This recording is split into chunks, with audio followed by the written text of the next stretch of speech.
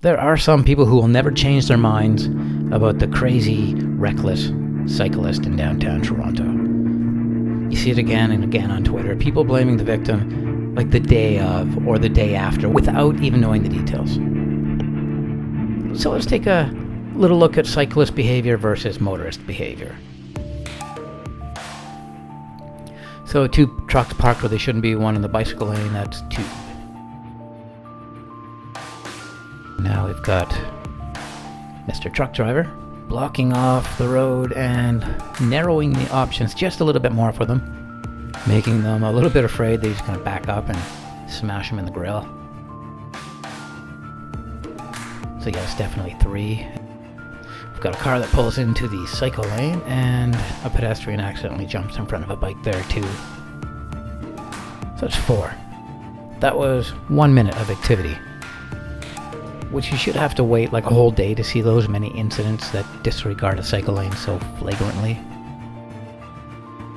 Since I've been down here, I've seen a handful of dangerous situations. The only reason why they weren't harmful situations was because the cyclists are very aware of what's happening around them. So where does the responsibility lie? The structure here is really well put together, but it's not very well maintained. I like these road dividers. It feels like a real cycle lane until you lose some of these, and then it's just an extension of the road. As you can see, the little bollards are gone. It's unfortunate.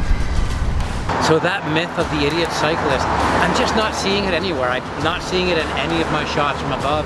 I'm not seeing them when I'm down at ground level. I just don't buy the narrative. The real problem I'm finding in this corner in particular is the motorists. It's the mentality, the cyclists, it's up to them to protect themselves, and the motorists will cut in front or park in the cycle lane or disregard the cycle lane altogether. It's it's a culture problem.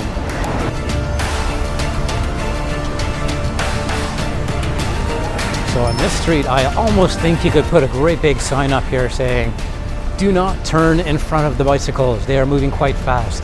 Don't kill people." One thing that I've seen among cyclists that I do not possess is an extreme level of patience.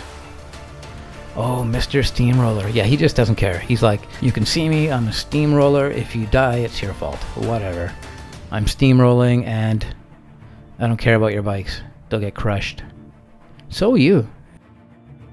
The worst thing I saw from a cyclist was this guy who just crossed the road. He's got a tire on his back. He's obviously going somewhere, wants to cut across and over the corner, but he can't because Mr. Pure Later says no, but the other cyclist concedes some space and he ambles around the corner. Yes, that might be the terror cyclist that all the motorists are talking about. So it's very rare that I'll actually skate in the cycle lane when it's peak hour and they're quite full. I just don't feel comfortable with it. I know I can skate in a narrow footprint, but they don't, and I don't want to make anybody nervous. So yes, I didn't really feel like throwing much skating in here because the topic is pretty serious, but for my regular subscribers, there you go. Hi guys. Back to cycling, sorry. These solutions aren't going to cost billions of dollars.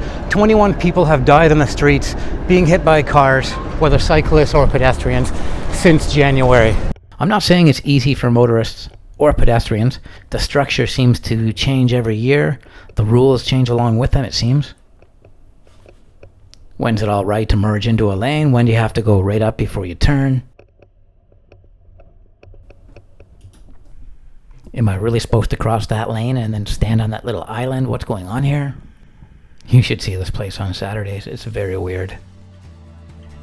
And to the city's credit, they really do clear up the lanes in the winter very quickly, and these lanes are used all winter. Though there is a little pushback from the residents. There's very few weeks where there's not hundreds per day. In the summer, obviously, it's thousands. These lanes are used all year round by regular people. Not daredevils. But maybe this is insane to some people.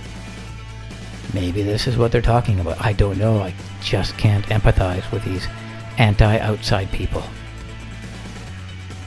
Yeah, more people outside. This video will be one ignored tweet if not for the help of my audience. If you guys could tweet at John Tory. Save the bike lane on Richmond St West. Let's hashtag it Richmond Street West Bike Lane.